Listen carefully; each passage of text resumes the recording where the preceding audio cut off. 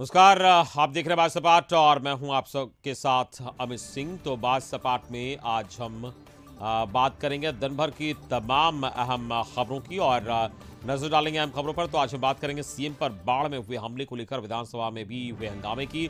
इसके अलावा हम बात करेंगे भारत बंद को लेकर बिहार झारखंड में कितना असर दिखा, साथ ही बंधु तिर्की की विधायकी अब जाएगी, इसकी भी हम चर्चा करेंगे। साथ ही बघा की नेहा की अनोखा प्रयास तो हम दिखाएंगे कि कैसे वो मलिन बस्ती में शिक्षा का अलग जगह रही हैं। तो चलिए शुरू करते हैं बात सपाट।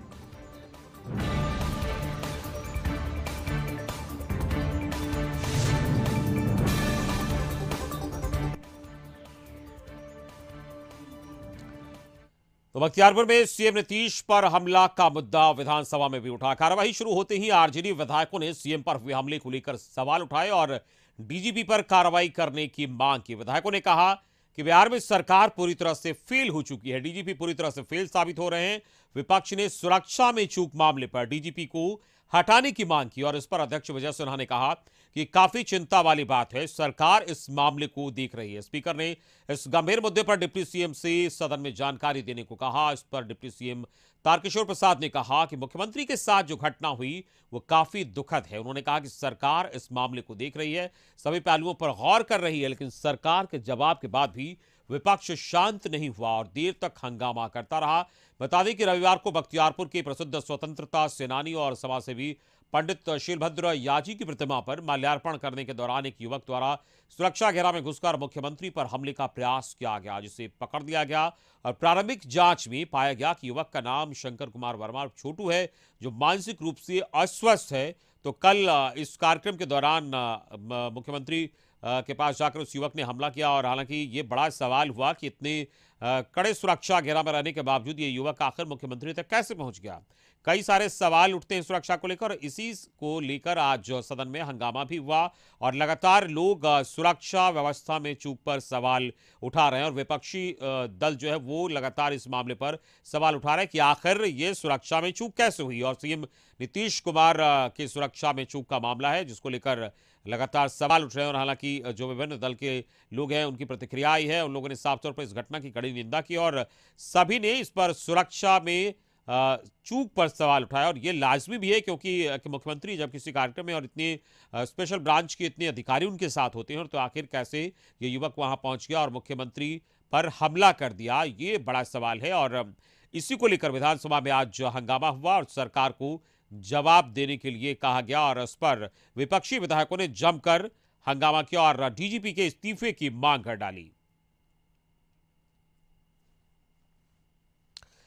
तो बख्तियारपुर में सीएम पर हुए हमले पर सत्ता पक्ष के साथ विपक्ष में निंदा कर रहा है। पूर्व मुख्यमंत्री राबड़ी देवी ने सीएम नीतीश कुमार पर हुए हमले की निंदा की है और कहा कि यह घटना बिल्कुल गलत है। इसके साथ ही उन्होंने कहा कि इस तरह की घटना किसी के साथ नहीं होनी चाहिए और राबड़ी देवी ने कहा कि बिहार की जनता से निवेदन है कि इस तरह की हरकत ना करें। तो वहीं उद्योग मंत्री शाहनवाज हुसैन ने कहा कि हमलावर युवक के हाथ में हथियार होती तो मुख्यमंत्री के साथ गंभीर घटना हो सकती थी। युवक मुख्यमंत्री के नजदीक इतना कैसे पहुंचा, इसकी जांच होनी चाहिए।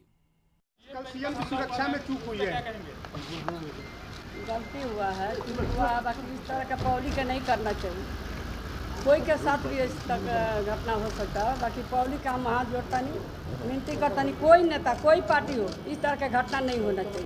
वो इतने शालीन व्यक्ति हैं और वहाँ वो अपने क्षेत्र में जो पुराने लोग हैं उनसे मिलने के लिए वो जा रहे हैं एक यात्रा पर, और वहाँ जिस तरह से वो व्यक्ति बढ़ा, वो हथियार भी हो सकता था उसके हाथ में, तो बड़ी घटना हो सकती थी। खुदा का शुक्र है कि वो ऐसी कोई घटना नहीं घटी, लेकिन मुख्यमंत्री जी को कैसे उसने छू लिया, कैसे उनके पर मुक्का चला लिया, इसकी पूरी जांच होनी चाहिए। और उन अधिकारियों पर की भी जिम्मेदारी, जो मुख्यमंत्री और मंत्री और विधायकों की सुरक्षा में जो लोग रहते हैं, उनकी जिम्मेदारी सिर्फ साथ में टहलने की नहीं है, बल्कि उनकी जिम्मेदारी पूरी रक्षा की है। और जिस तरह वो तेजी से आगे बढ़ा उसको तुरंत ही रोक देना चाहिए था, इसकी हम घोर। तो चिंता लाजमी है और शाहनवाज हुसैन जिस तरीके से कह रहे थे कि अगर हाथ में हथियार होता तो क्या होता, और बहुत ही वाजिब सवाल है ये। और विपक्ष की नेता होने के नाते, और राबड़ी देवी ने भी ये कहा कि ये बहुत गलत हुआ और अपने ख़ास तरीके से यानी भोजपुरी में उन्होंने लोगों से अपील की कि हाथ जोड़ा तानी इस तरीके की घटना बिहार की जनता ना करे, और इसको लेकर उन्होंने अपने ख़ास अंदाज में भोजपुरी में जनता से अपील की। एक अच्छी पहल है ये। और आगे बढ़ते हैं, पूर्णिया की बात करेंगे। पूर्णिया पहुंचे जाप अध्यक्ष पप्पू यादव ने भी सीएम नीतीश कुमार पर हुए हमले की निंदा की। मीडिया कर्मियों से बातचीत के दौरान उन्होंने कहा कि मुख्यमंत्री काफी गंभीर आदमी है, लेकिन पिछले दिनों उन्होंने जिस तरह से विधानसभा में आसन पर सवाल उठाया था वो उनके स्वभाव के विपरीत था। पप्पू यादव ने कहा कि मनिहारी साहिबगंज के बीच में जहाज का रात में परिचालन भी अवैध तरीके से हो रहा है, इसके पीछे माफिया और वहां के अधिकारियों की साठगांठ है। इसके अलावा उन्होंने मुकेश सहनी को लेकर भी प्रतिक्रिया दी। 2 मुकदमा रेवेन्यू ने उसने लॉस किया है, बिहार में उस पर हो, झारखंड की सरकार बचाने का प्रयास किया है। ये बिहार की घटना है। 21 लाशें गायब हुई है। रात में 4 बजे के बाद फेरी नहीं निकल सकती। फिर जहाज 4 बजे के बाद 12 बजे कैसे चला, ये सब पैसे खाए 20 लाख 40 लाख 1 करोड़ और दबाने की कोशिश हो रही है। मैं दबने नहीं दूंगा।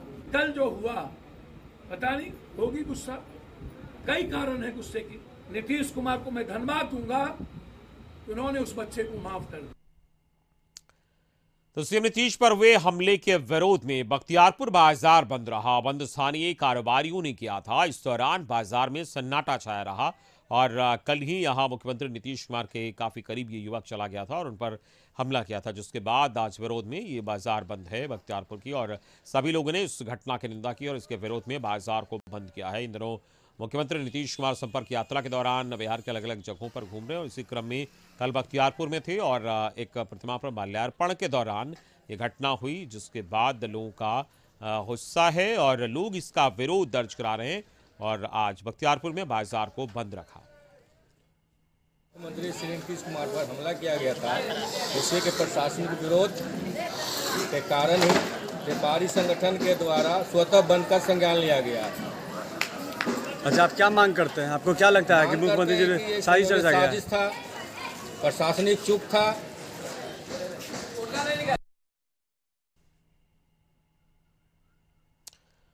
और अब बात राजधानी पटना की। राजधानी पटना में 1 अप्रैल से अब डीजल गाड़ियों की छुट्टी होने जा रही है। जी हाँ, बिल्कुल सही सुना आपने। और अब डीजल बसें और डीजल ऑटो यानी 12,000 से अधिक गाड़ियां 1 अप्रैल से पटना में नहीं दिखेंगी। राजधानी से बाहर कर दिया जाएगा उन्हें। इसको लेकर आदेश जारी हो चुका है और अब इसमें डेट आगे बढ़ाने की बात नहीं हो रही। इसके मूड में सरकार नहीं है। देखिए रिपोर्ट।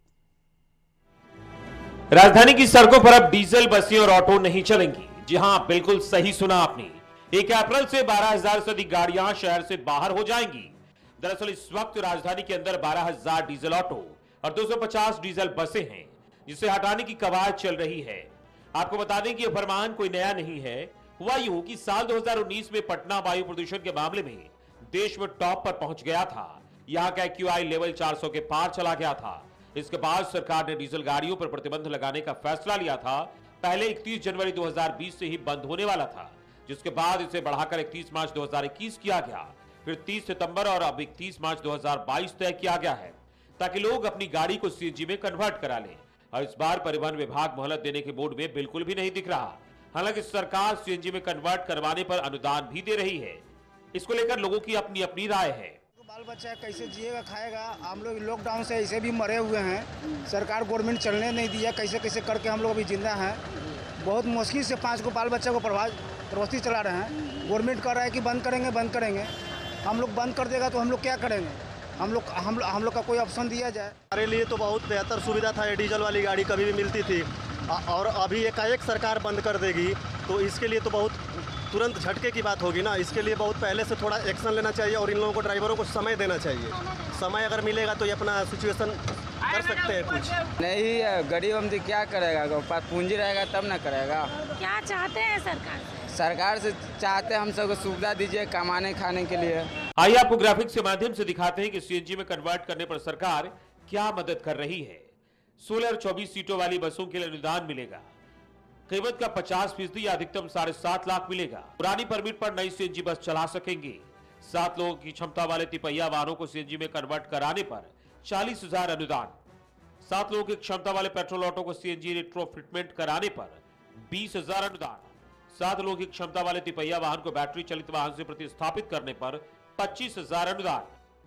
व्यावसायिक कैब में सीएनजी किट के रिट्रोफिटमेंट करने पर 20,000 का अनुदान मिलेगा। और आइए अब एक नजर डालते हैं फिलहाल राजधानी में गाड़ियों की स्थिति पर। सीएनजी ऑटो फिलहाल 15,000 है, डीजल ऑटो की संख्या 12,000, पेट्रोल ऑटो 8,000, सीएनजी बसें 70, इलेक्ट्रिक बस 26 और डीजल बस 250। तो देखा आपने कि राजधानी पटना में कितनी गाड़ियां हैं जो प्रदूषण के स्तर को बढ़ाने का कारक बन रही है। हालांकि ऑटो चालकों का मानना है कि इसके लिए समय और देना चाहिए और साथ ही महंगाई की दुहाई भी दे रहे हैं। डीजल वाला टेम्पो अभी कम से कम 3 महीना समय देना चाहिए। इससे घर परिवार सबका चल रहा है, नहीं चलेगा तो फिर भूखे आदमी मरेगा, क्राइम बढ़ेगा। इतना पैसा है नहीं कि गैस वाला टेम्पो आदमी खरीद सकता है। तब तक कम से कम 3 महीना समय देना चाहिए। समय तो हम लोग चाह रहे हैं कि कुछ समय मिलेगा तो पुराना गाड़ी है उसको भी सीएनजी कर करके कैसे अपना इंतजाम कर लेंगे, और लॉकडाउन में कमाया नहीं। तो कुल मिलाकर देखा जाए तो जिस तरीके से प्रदूषण का स्तर बढ़ रहा है और लोगों के जीवन पर प्रभाव पड़ रहा है, ऐसे में जरूरी है कि इस दिशा में ठोस पहल हो और राजधानी से डीजल गाड़ियों को हटाने का फैसला भी इसी का एक हिस्सा है। ब्यूरो रिपोर्ट, कशिश न्यूज। और इसी के साथ यहां वक्त चला छोटे से ब्रेक का। खबरें और भी आप देखते रहिए 5 से 8।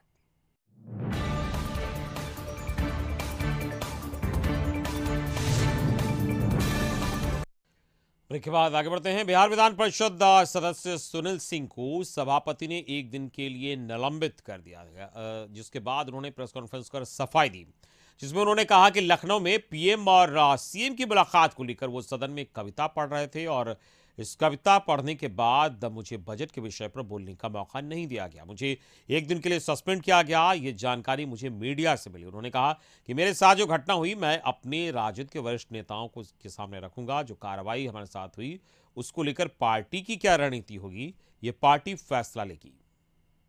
इतना ही उनको अगर लग रहा था कि ये फोटो एकदम नागवार है, ये फोटो दिखाने लायक नहीं है, तो पहले तो अखबार वाले से ना हमने फोटो लिया होगा। अपने तो हम गए नहीं थे कैमरा लेकर के, यही तो बात है। और जहां तक निलंबन और नहीं निलंबन करने की बात है, अरे भाई उन लोग की मेजोरिटी है, उन्हीं के सभापति हैं, उन्हीं के उप सभापति हैं, उन्हीं के विधानसभा अध्यक्ष हैं, किसी को भी निलंबित कर सकते हैं।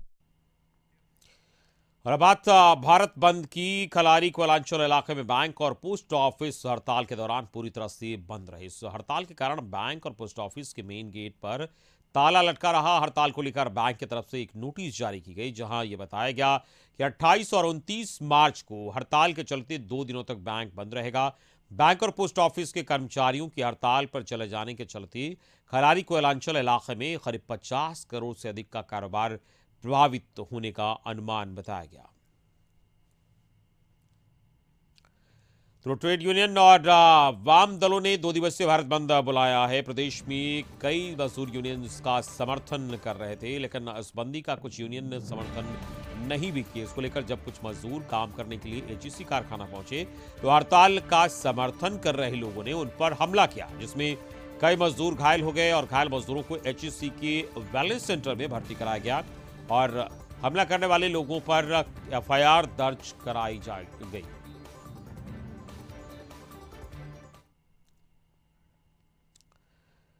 अब बात अगर बिहार की करें तो ट्रेड यूनियन के भारत बंद का बिहार में मिला जुला असर दिखा। राजधानी पटना समेत राज्य के सभी जिलों में अलग अलग संगठन के लोगों ने विरोध प्रदर्शन किया और केंद्र सरकार के खिलाफ नारेबाजी की। एक तरफ जहां बैंकों में ताला लटका रहा तो दूसरी तरफ मजदूरों ने काम बंद कर सड़कों पर सरकार विरोधी नारे लगाए। दरअसल ट्रेड यूनियन सरकार से लेबर कोड रद्द करने की मांग कर रही है और केंद्र सरकार एक नया लेबर कोड लेकर आई है, जिसमें 3 दिन की छुट्टी और 4 दिन के काम का प्रावधान है।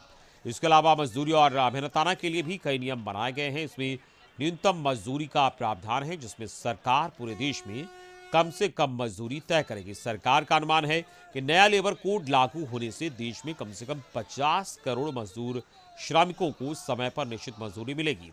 ग्रेच्युटी लेने के लिए 5 साल के नियम को खत्म कर दिया गया है। ट्रेड यूनियन इस लेबर कोड का विरोध कर रहे हैं और इसके अलावा ट्रेड यूनियन किसी भी कंपनी के निजीकरण के पक्ष में नहीं है और सरकार ने अपनी लिस्ट में कई सरकारी कंपनियों को शामिल किया है जिसका निजीकरण होना है। इसके अलावा बैंक यूनियनों की भी अपनी मांगे हैं। बैंक यूनियन सरकार से सार्वजनिक क्षेत्र के बैंकों के निजीकरण को रोकने और उन्हें मजबूत करने, बैंक लोन की जल्द वसूली, बैंकों द्वारा उच्च जमादारों, ग्राहकों पर काम सर्विस चार्ज के साथ साथ पुरानी पेंशन योजना की बहाली की मांग कर रहे हैं। 4 तस्वीरें हम आपको इस वक्त दिखा रहे हैं। पटना, जहानाबाद, बेगूसराय और समस्तीपुर की तस्वीरें हैं, जहां आप देख सकते हैं कि आज स्टेट यूनियन की हड़ताल का कितना असर देखा गया।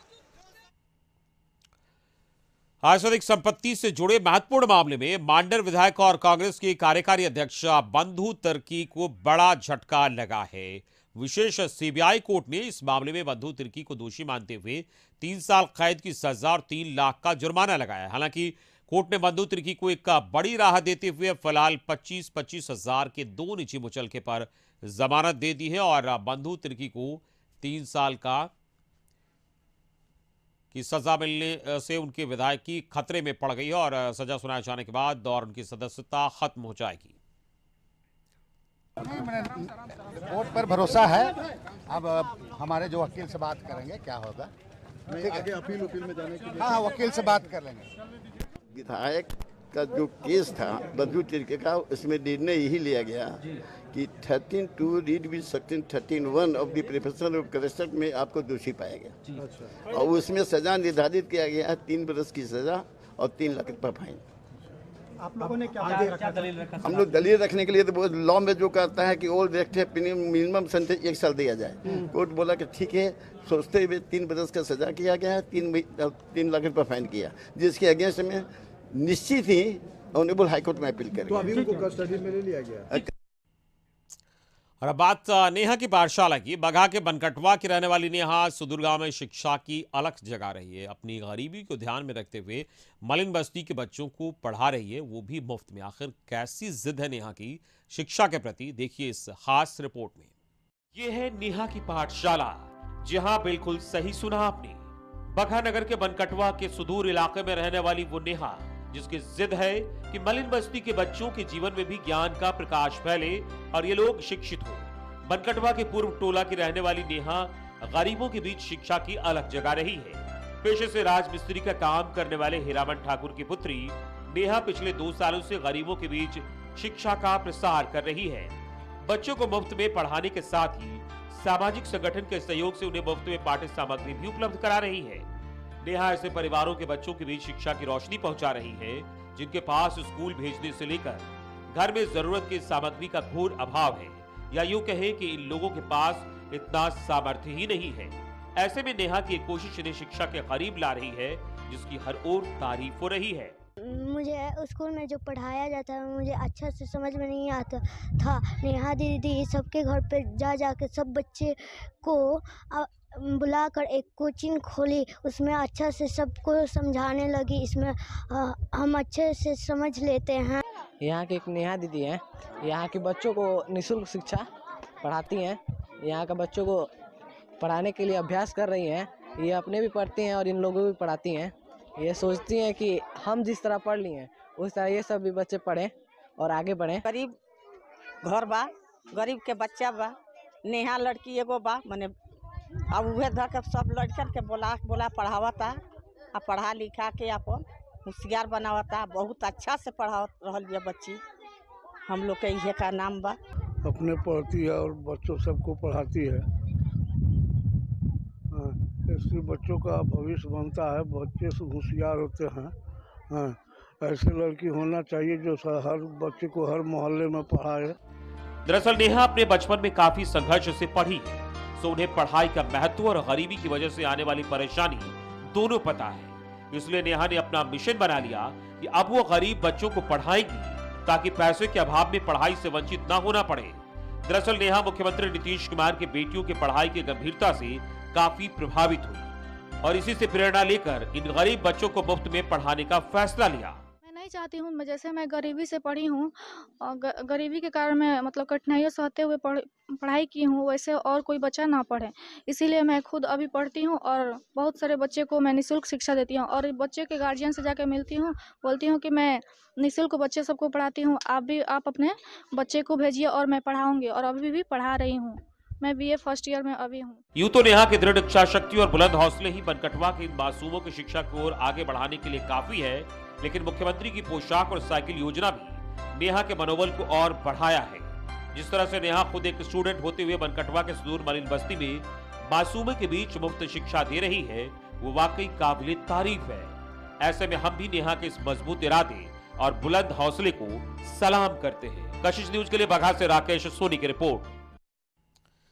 तो शिक्षा के प्रति नेहा के इस प्रयास की हर ओर सराहना हो रही है और उम्मीद की जानी चाहिए कि सरकारी स्तर पर भी इसकी सराहना हो और इसमें इसको आगे बढ़ाने के लिए कुछ सहायता जरूर मिले। फिलहाल बात सपाट में आज बस इतना ही। पूरी टीम के साथ मुझे दीजिए इजाजत। नमस्कार।